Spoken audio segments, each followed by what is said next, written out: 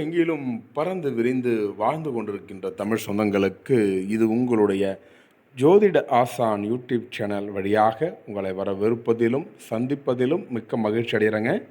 இந்த வீடியோ பதிவில் நாம் காண இருப்பது பங்குனி மாத ராசி பலன்கள் 2026ங்க. அதாவது வருஷத்தில் கடைசி மாதம் என்று சொல்லக்கூடியது பங்குனி மாதம். இந்த பங்குனி மாதத்தில் பார்க்கும்போது 12 ராசியாக வரக்கூடியது, 12வது ராசியாகவும் வரக்கூடியது மீனராசி என்பதற்கு சிறப்பு வாய்ந்த மாதமாக இந்த மாதம் உங்களுக்கு இருக்கிறது.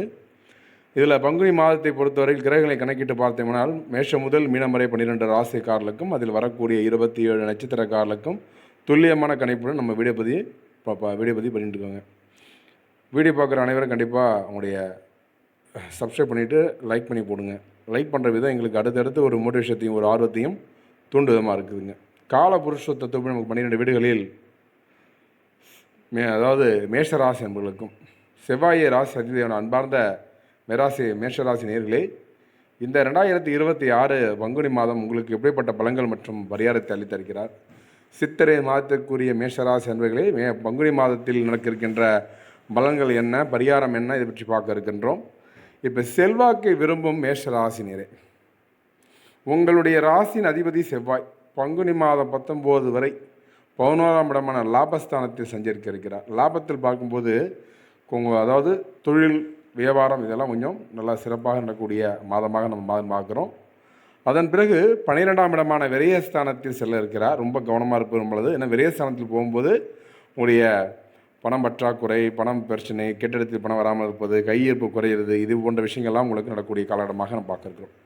உங்களுடைய திட்டமிடுதல் மற்றும் செயல்பாடுகள் முறையில் சில மாற்றங்கள் கொண்டு வந்தால் நல்ல சாதனை படைக்கிறீங்க. இது சுப விரயமா அல்லது அசுப விரயமா என்பது உங்களுக்கு சுய ஜாதக ரீதியாக தசாபுத்தியை முடிவு செய்யும். இப்போ தொழில் ரீதியாக தொழில் மற்றும் வியாபாரம் கிடைக்கும்.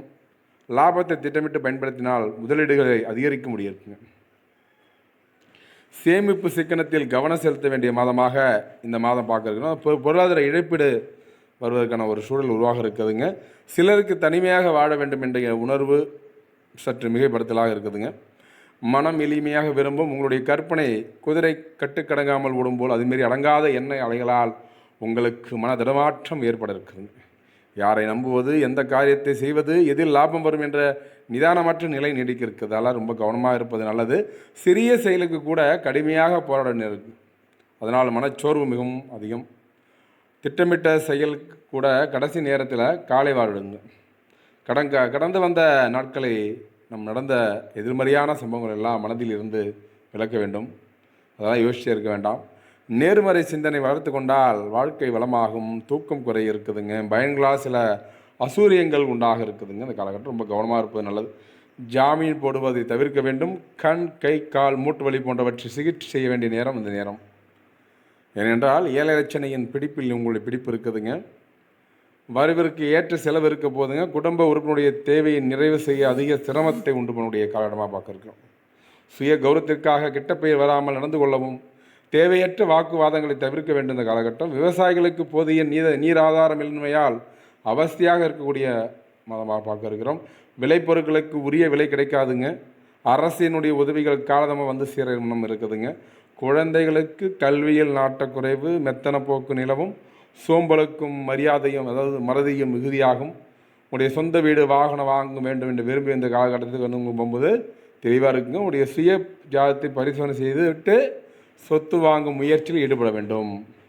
ஜனனகால ஜாதகத்தில் தசாபுத்தி சாதகமாக இருந்தாலே மேஷராசினர் வாழ்வில் சிற்றிலவாக இருக்கும் நல்ல வழி கிடைக்க இருக்குது இந்த காலகட்டம்.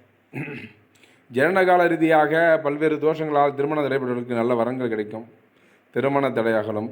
முதல் திருமணத்தில் மன நிம்மதி இழந்து அல்லல் விடுவார்கள். தற்போது முயற்சித்தால் திருமண அகலும்.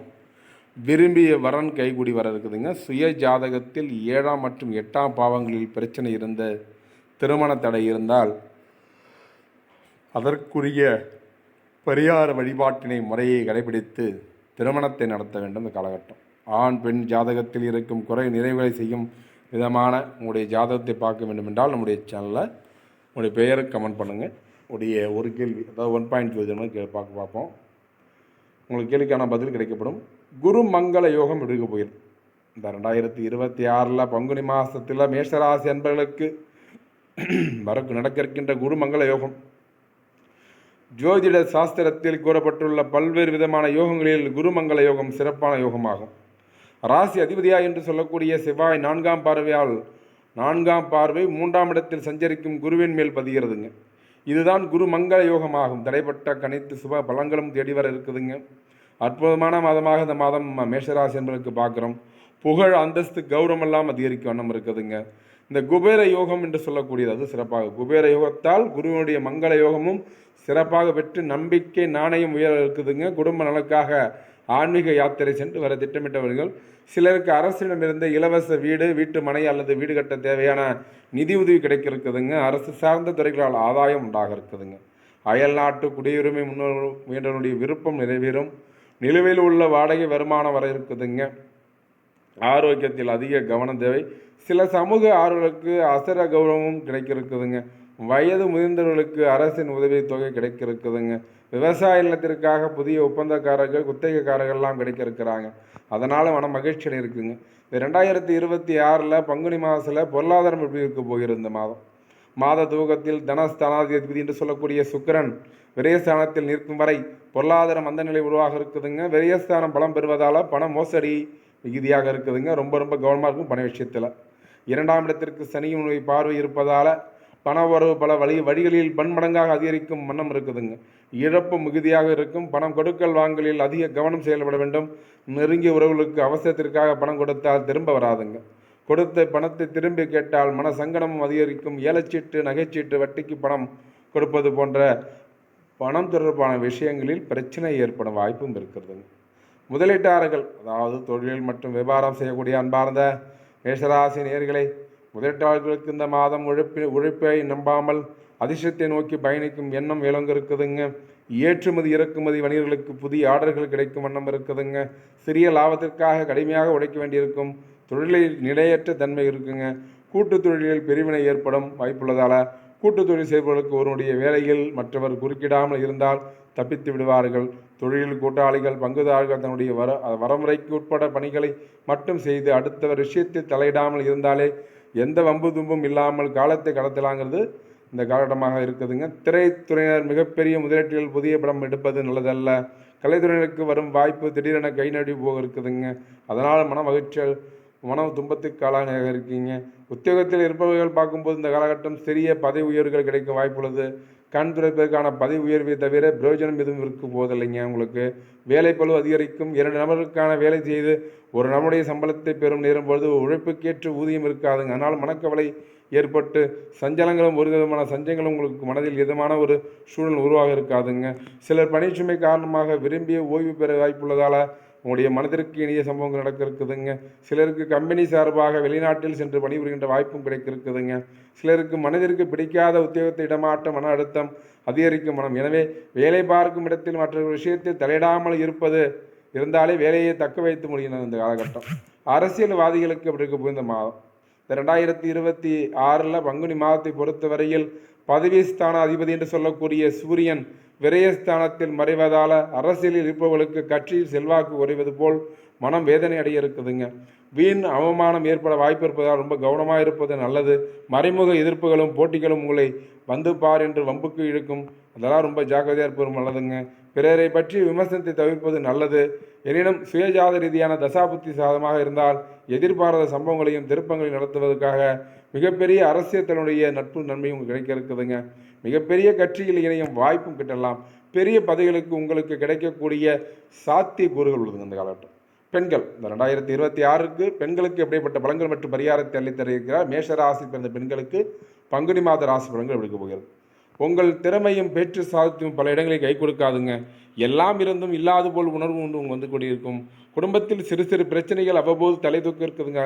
ரொம்ப கவனமாக இருப்பது. பேச்சில் நிதானம் தேவைப்படுங்க இந்த காலகட்டம். குடும்பத்தில் ஒற்றுமை குறைவதோடு குற்றச்சாட்டுகள் மன வேதனை தர இருக்குதுங்க.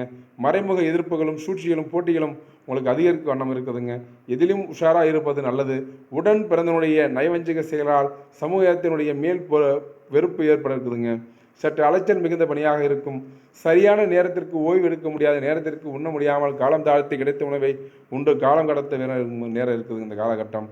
7 சனியுடைய காலம் என்பதால் பகையிடம் கூட அன்பாக பேசி காரியத்தை சாதிக்கும் தன்மை வளர்த்து கொண்டால் வீட்டு விசேஷம் வெளியே வராமல் காக்கப்படும் இந்த காலகட்டம். எதுவுமே யோசிக்க வேண்டாம் நீங்கள் காலகட்டம். அதாவது கவனம் தேவை, ரொம்ப ரொம்ப கவனமாக இருக்கக்கூடியது காலகட்டத்தை பார்க்குறோம். செவ்வாயுடைய சனி சேர்க்கை 12ஆம் இடமான விரயஸ்தானத்தில் உள்ள சனியுடன் ராசியாதிபதி செவ்வாய் பங்குனி மாதம் 19ஆம் தேதி, அதாவது 2/4/2026 அன்று இணைகிறார். விரயஸ்தானத்தில் சனி செவ்வாய் சேர்க்கை ஏற்படுவதால் அடிக்கடி இடப்பெயர்ச்சி இடமாற்றம்லாம் செய்ய நேரம் இருக்குதுங்க. வீண் அலைச்சலை ஏற்படுத்தும் பயணங்கள் செய்ய நேரம் இருக்குங்க. முன்னுடைய பரம்பரை நோயான சுகர், பிபி, ப்ரெஷர் இதெல்லாம் உங்களுக்கு தாக்க தயாராகும் காலமாக இந்த காலம் ரொம்ப கவனமாக இருப்பது நல்லது. இதிலிருந்து தப்பிக்க முறையான உடற்பயிற்சி அவசியம். இலையில் வாழ்நாள் முழுவதும் மருந்து மாத்திரை சாப்பிடக்கூடிய வியாதியை தாக்கக்கூடிய மட்டுமல்லாமல் சரியான மருத்துவரை அணுகி உடல் பரிசோதனை செய்வது நலமுங்க. வெகு சிலருக்கு காதில் சீழ்வடிதல், காது வலி போன்ற காது தொடர்பான பிரச்சனையாக தலைவலி வர இருக்குதுங்க. 2 மற்றும் 4 சக்கர வாகனங்களில் செல்லும்போது உரிய ஆவணங்கள் வைத்து இருக்க வேண்டும். 2 சக்கர வாகனங்கள் செல்பவர்கள் ஹெல்மெட் அணியாமல் செல்லக்கூடாது. 4 சக்கர வாகனங்களில் செல்பவர்கள் சீட் பெல்ட் அணியாமல் இருக்கக்கூடாது. மருந்து அருந்திவிட்டு வாகனத்தை ஓட்டுவது கூடாது. இதெல்லாம் உங்களுக்கு உடைய சுய ஜாதத்தை பரிசீலனை செய்ய வேண்டும். அது மட்டுமில்லாமல் பரிகாரத்தை பார்க்கும் முன்னர் அஸ்வினி நட்சத்திரக்காரர்களுக்கு மேன்மை உண்டாகும். பரணி நட்சத்திரக்காரர்களுக்கு உயர்வுகள் கிட்ட இருக்குதுங்க. கார்த்திகை நட்சத்திரக்காரர்களுக்கு எண்ணம் போல் செல்வனாக இருக்குதுங்க. பரிகாரத்தை பொறுத்தவரையில் தொழில் தடை, கணவன் மனைவி கருத்து வேறுபாடு நீங்க, வாழ்வில் நலம் பெற, வெளிநாட்டு வேலை முயற்சி பெற, பௌர்ணமி தோறும் சத்திய நாராயண பூஜை கலந்து கொண்டுவதும் நற்பணி தரமனமும் இருக்குதுங்க.